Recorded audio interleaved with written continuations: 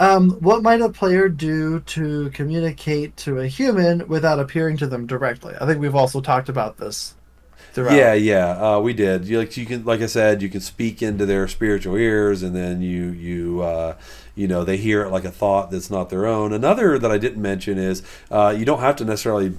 You can appear as anything, and you can appear visually but not audibly, audibly but not visually, tangibly, but not any of the others. You can do this in any mix you want.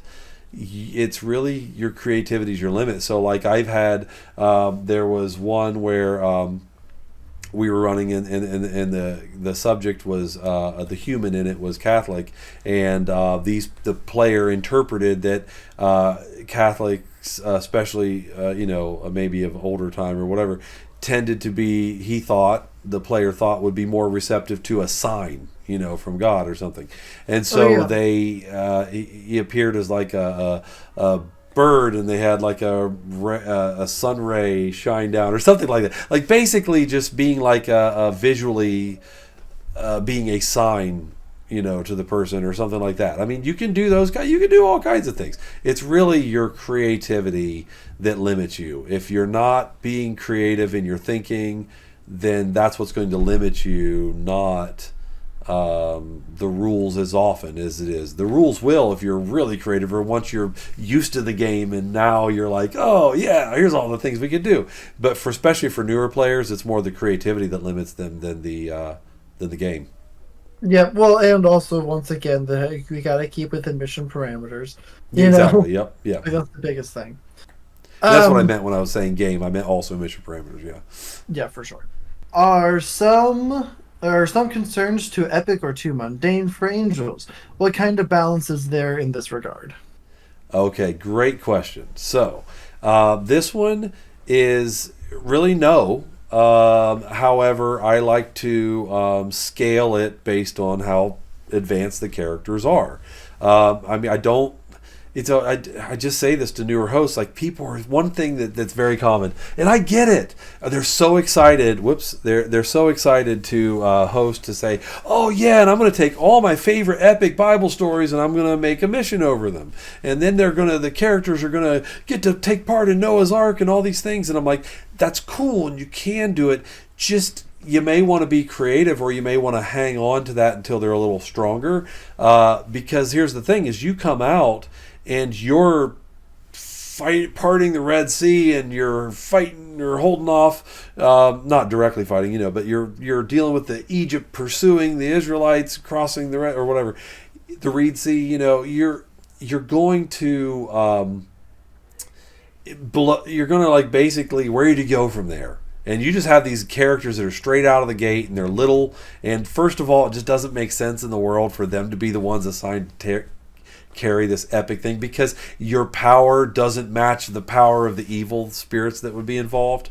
It just doesn't make sense. So if you want to do that, do it. It's it's your table. Have fun. But I'm saying it just leaves you with nowhere to go from there. Yep. So yes, I actually have gotten some comments on some of the things, that missions that people have played, where they're like, you know what? I like that you take some mundane things and they're actually concerns. And I like how you show that God is involved in some mundane things. And it's true. How many times are there that you might Yeah. have almost got hit by a car or something and not realized it, but you turned your attention and went a different direction, because, or who knows, if you might have got mugged or some other thing, but that God saved you from it without you ever knowing it, and it seems mundane in your life. You would not. So I don't think there's things that are too mundane, but I think that then there are not things too epic, but you may want to hold the epic, or if you're going to do that and you want the characters to be a part of it. For example, there were ones where I ran a mission in Sodom and Gomorrah when they were the two big angels were going in there, and that's what it was. You weren't the big angels going in there. You were angels that were assigned to try and keep them safe and keep the heat off of them while they were doing their big thing, because you guys aren't at that power level, but you could find a peripheral way to do it. and a peripheral way to handle it. And then also as a host, I had ways that, and you can change history if you want. I don't care, but because it's fantasy, it's fiction. But if you're concerned about that, which I tend to not want to do, if you're concerned about changing history, then I had ways that they're like, yeah, but how is this story fun? Because we know how it ends. Yes, you know how it ends in the big thing, but if you're not those central characters, you don't know what went on behind the scenes. And so you could have a contingency to where the real story is going to play out this way, but your part in it may have failed. And your part in it may have not worked out as planned. So that's just my 2 cents. What's yours on that? No, yeah, I agree. It's it kind of can sometimes put like I guess a host in somewhat of a predicament to the point where like, oh, you have for like Dragon Ball, you have Vegeta and Goku, and they're super powerful, and they're going to be the ones fighting these big awesome things, and then they're like, hey, I don't know, like Krillin, your job is to go get us some sensu beans, which are like healing, like basically like magical healing beans. Okay. It's like that's your job because you'd die if this guy looked at you funny. Like, so like it's one of those things where it's like, if you're not like a super powerful thing, it doesn't mean you can't be useful. It just means you might be going to go run the big cool guy's errands. Sure. Yeah. No, there's times where we just literally sent guys out to be a decoy and a distraction. That was our mission. We were trying to get the attention elsewhere so that the real thing could happen. This is one thing that I want to reiterate. We said this already, but I do want to reiterate it. One of the things that's cool about that, though, is when you do get to the epic stories and participate in those epic things, you feel like you've worked to get there. You feel like you've earned this. Doggone it. I mean, finally I get to do this thing. This level of thing. Yeah, for sure. Absolutely. And I can't overstate that, I don't think. But going back to to Dragon Ball as a example for this, because he fought I think it was Raditz, and then it's like Raditz compared to like what they're fighting now is like laughable, but like as you've gone through like Goku and Vegeta on this journey, they've gotten cooler and more powerful and this and that and some other things, but it's like, what if that really was what your Alice is character? like? Exactly, but what if that was your character that was getting more powerful and fighting these like gods of destruction or whatever that could like end the universe if they feel like it, so this is one of those things where it has more of like that shonen feel, if you will, to where like you do start off smaller and get bigger and bigger, and like by the end you're just like, I can fight the biggest baddest thing out there. Where before it was like, please don't look at me, Because it's not level 1 through 20, and it's not about numbers when I say this. There's tiers 1 through 4, and that's broken down into ranks. You're in an army, so there's ranks. You're in the service of the Lord, and so you start at a rank 0, and you work your way up potentially to rank 49 at the top. But it's not that we have more than twice as many ranks. That's not the point. It's that you're in those increases in ranks, like in your stats, your main 6 stats in D&D don't really go up frequently. You roll them at the beginning, and there's a couple times, but really the feats are more tempting, and you're choosing between a feat or an ability score increase, and you know what I mean? It's like, and it doesn't happen very frequently. In Allies of Majesty, remember, you are not bound by a mortal being. You're not a mortal being. You're not a finite material being. You are a spiritual being, and so there's no limit to the power you can grow to, and so we take advantage of that in the game. And you really grow and grow and grow, and that's another neat, unique experience with Allies of Majesty, is that, I mean, literally the numbers, like, if you change from D&D, I'm saying you might, the max you're going to usually start at for most characters is 18 on a stat, but usually you're more in the high teens. It depends on the group you're playing, how limited they want to be on the stats. Some will have you really more realistic. 10, I think 10 is supposed to be flat average. Is that right? Yep, 10 is supposed to be flat average. So 10 is like your flat average, and you might get up to 20, and usually 20. They set a max at 20 on some things, I think, but for most characters. everything is a max of 20. Okay. Um, So then so yeah. So you're not going to yeah, I change have much. no. You're not. I got really lucky with the character, and we were Okay.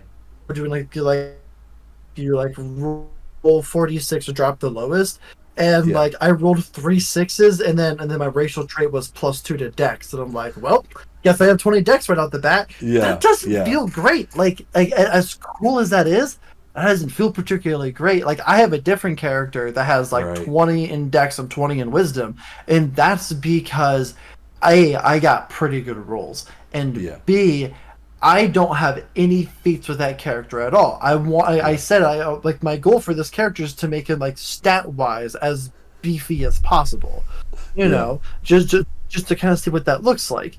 Yeah. Um and so like, and like that feels better than just like, well, my ranger has 20 decks because I rolled some dice. Cool. Yeah. Like there's no Yeah. sense of accomplishment in there. Like, Yeah, and that's it. With this, you're building exactly, and with allies, so your stats start in the 20s to 30s. Usually, is the general range, in the 20s to 30s, and then by the time if you get to that in the rank 40 to 49, by the time you get up there, you should have your lowest stat should probably be close to 200, if not over 200, and your high upper stats should be in the 4 to 500s. Really, your character develops a lot, your stats change or your power level changes wildly. Yeah, yep, for sure. increases. Yeah. It's Okay. like like I said, Goku's still Goku personality wise. He's just way Yeah. better at punch now. Exactly. Yes. Yes. Yeah. And I'm sure if they, I don't know. I don't. Or I've watched it vicariously, but I haven't actually watched all the stuff. Did he? I'm assuming he matured as well as a character. Yeah. that's the funny part. I don't think he really did much. He's still an Okay. idiot. Oh Um, man. yeah, no, Goku's an absolute moron, but that's kind of thing. That's Canonically, funny. and I think this is so funny. Canonically, part of the reason is because he was dropped as a child. Oh. Canonically, that's Oh part of man. why he's so stupid. That's I funny. mean, like there are some characters that have character growth and get more powerful, whatever. But like really, all in all, like yeah, I think Yeah. that's kind of the charm for that particular character Okay. because like he has almost like he's one of the most powerful things in the universe at this point, Yeah. but he's still just kind of himself. Which like okay, that's fun, that's kind of goofy, Yeah. but like but like I guess a good example would be kind of going back to like the Voltron thing I was saying earlier is that like they gave them so much room to grow and they grew and also they got better at fighting throughout like the Yeah. entirety of it. It's like it's one of those things where like at first they're fighting like a monster or a spaceship, and then it's like now they're taking on an entire fleet, Yeah. and like or like fighting like the alien empire Yeah. as a whole or whatever. Yeah. And that's it. The see games if you don't have that build that you talk about if you don't have that building excitement, it just the story doesn't stay as interesting. And so Allies of Majesty through the system itself and the story is setting and story itself does have that kind of naturally built in to where even if the storylines aren't of the humans aren't changing that much, which they should, then you still have that your character growth and the other things just naturally make it more epic anyway. The enemies you're going to face and that kind of stuff. Exactly. Yep, for sure. Cool. Yep, there's Well, not not to go to start an entire another rabbit trail, but just as a kind of like okay. a side note, not that it's impossible to tell a good story without having your characters get better and Sure. better. Like Yeah. a Call of Cthulhu Delta Green. Like their entire shtick is that they have a mystery that you're uncovering, Yeah. that Yeah. it's telling a different type of story, and Yeah, that's exactly. perfectly Yeah. fine. Yeah. Yeah. Thank you very much, Anthony, for coming on and joining me here and helping me break this down. And I hope this answered a lot of questions for people that may have. Again, it's a really unique setting, and some people struggle to really get their mind around it. So I hope that this helps, and I'm probably actually going to be taking more questions, and we'll do another one of these at some point once I get a few of them, if I get enough of them. And that way we can make more videos if these are helpful. So thank you very much, and have a great one.